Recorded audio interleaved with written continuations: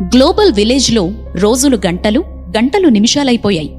ఆలోచనల పద్మవ్యూహంలో చిక్కుకొని అల్లాడుతున్నాం గాని బయటపడే దారి వెతుక్కోవడం మానేశాం. అసలు పద్మవ్యూహం అనే మాట ఎందుకు వాడతాం? ఆ మాట వెనుక ఆంతర్యమేంటి? ఎవరైనా తీవ్రమైన సమస్యల వలయంలో చిక్కుకుంటే పద్మవ్యూహంలో చిక్కుకుపోయాడు అంటారు. అంటే బయటకు రాలేనంత పెద్ద సమస్య అని అర్థం వచ్చేలా ఈ పదం వాడతారు. కానీ అసలైన పద్మవ్యూహం ఎలా ఉంటుందో తెలుసా? పద్మవ్యూహం అతిరథ మహారథులకే అంతుపట్టని రహస్యం. వలయాకారంలో ఉండటంతో దీన్ని చక్రవ్యూహమని కూడా అంటారు. 7 వలయాల్లో రథ గజ తురగ పదాతి సైన్యాలతో శత్రు దుర్భేద్యమైంది పద్మవ్యూహం. అసలు కురుక్షేత్రం సమయంలో పద్మవ్యూహంలోకి అభిమన్యుడు ఎలా వెళ్లాడు? ఎందుకు తిరిగి రాలేకపోయాడు? భీష్ముడి తర్వాత కౌరవ సర్వసైన్యాధ్యక్షుడిగా ద్రోణుణ్ణి నియమిస్తారు. 2 రోజుల యుద్ధం జరిగినా ధర్మరాజును బంధించలేకపోయారు అంటూ దుర్యోధనుడు హేళనగా మాట్లాడతాడు. సిగ్గుపడిన ద్రోణుడు, ఈరోజు నేనో వ్యూహాన్ని నిర్మిస్తాను, అది దేవతలు కూడా ఛేదించలేరు అని, మహావీరుడైతే తప్ప దాన్ని అర్థం చేసుకోలేడు అంటాడు. అదే పద్మవ్యూహం. కౌరవ సేనల్ని తామర పువ్వాకారంలో నిల్చోబెట్టాడు ద్రోణుడు.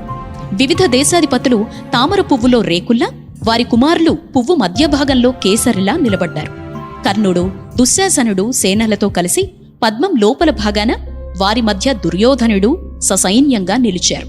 సైంధవుడు, అశ్వత్థామ, కృపాచార్యుడు, శకుని, కృతవర్మ, భూరిశ్రవుడు, శలుడు, శల్యుడు, కౌరవులు వారంతా ద్రోణుడు కేటాయించిన స్థానాల్లో నిలుచున్నారు. దిక్కుతోచని పరిస్థితుల్లో ధర్మరాజుకు అభిమన్యుణ్ణి పంపక తప్పలేదు. ఈ పద్మవ్యూహంలో చొరబడటం నీకు, నీ తండ్రి అర్జునునికి, శ్రీకృష్ణుడు, ప్రద్యుమ్నునికి మాత్రమే తెలుసు. మనల్ని చూసి నీ తండ్రి హేళన చేయకుండా ఆ పద్మవ్యూహాన్ని ఛేదించు అని కోరతాడు. అభిమన్యుడు ఉత్సాహంగా, నా తండ్రి నాకీ వ్యూహాన్ని ఛేదించే లోపల ప్రవేశించడం వరకు చెప్పాడు, కౌరవ సైన్యాన్ని చీల్చి చెండాడుతా అంటాడు. నువ్వు దారి చూపి పద్మవ్యూహంలోకి ప్రవేశిస్తే నీ వెంటే మేమంతా లోపలికి ప్రవేశిస్తామంటాడు ధర్మరాజు. సారథి సుమిత్రుడు అభిమన్యుణ్ణి మరోసారి ఆలోచించుకోమని చెప్పినా సందేహాల్ని కొట్టిపడేసి మెరుపు వేగంతో మండే అగ్నిగోళంలా పద్మవ్యూహంలోకి చొచ్చుకొని పోతాడు. కౌరవ సేనను చెల్లాచెదురు చేశాడు. కర్ణుడి కవచాన్ని పగలగొట్టాడు. అభిమన్యుడి అస్త్రాల ధాటికి దుర్యోధనుడు పారిపోతాడు. మరోవైపు అభిమన్యుణ్ణి అనుసరిస్తూ పద్మవ్యూహంలోకి చొరబడ్డ పాండవులకు కౌరవుల బావమరిది సైంధవుడు అడ్డు తగులుతాడు. అర్జునుణ్ణి తప్ప మిగతా పాండవుల్ని ఒక్కరోజు మాత్రం నిలువరించే వరాన్ని పరమేశ్వరుడి నుంచి పొందాడు సైంధవుడు. దీంతో అతడి అస్త్రాల ధాటికి తట్టుకోలేక పాండవ సైన్యం వెనుతిరుగుతుంది. వ్యూహంలో భాగంగా ఆ రోజు అర్జునుని యుద్ధభూమికి దక్షిణగా వెళ్లేలా చేస్తాడు. కౌరవ సేనను చీల్చి చెండాడుతున్న అభిమన్యుణ్ణి నిలువరించాలంటే కపటోపాయం తప్ప మరో విధంగా ఆపలేము అంటాడు ద్రోణుడు. అప్పుడు కౌరవ యోధులంతా యుద్ధనీతికి వ్యతిరేకంగా అభిమన్యుడిపై దాడి చేసి నిరాయుధుణ్ణి చేసి బాణాలు వదిలారు. అప్పుడు కూడా అభిమన్యుడు రథంలోకి చక్రాయుధాన్ని తీసుకొని గిరగిరా తిప్పుతూ సింహనాదం చేస్తూ యుద్ధం చేస్తాడు. అన్ని వైపుల నుంచి చుట్టుముట్టి ఆ ఆయుధాన్ని ముక్కలు చేశారు. ఆ తర్వాత దుశ్శాసనుని కుమారునితో గదాయుద్ధం చేసి పోరాడి ప్రాణాలు వదిలాడు అభిమన్యుడు. అభిమన్యుడి మరణవార్త విని దుర్యోధనుడు తెగ సంబరపడిపోతాడు.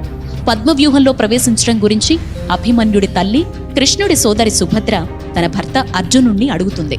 అప్పటికి అభిమన్యుడు సుభద్ర గర్భంలో ఉన్నాడు. పద్మవ్యూహం గురించి అర్జునుడు చెబుతోండగా సుభద్ర ఊ కొడుతూ నిద్రపోతుంది.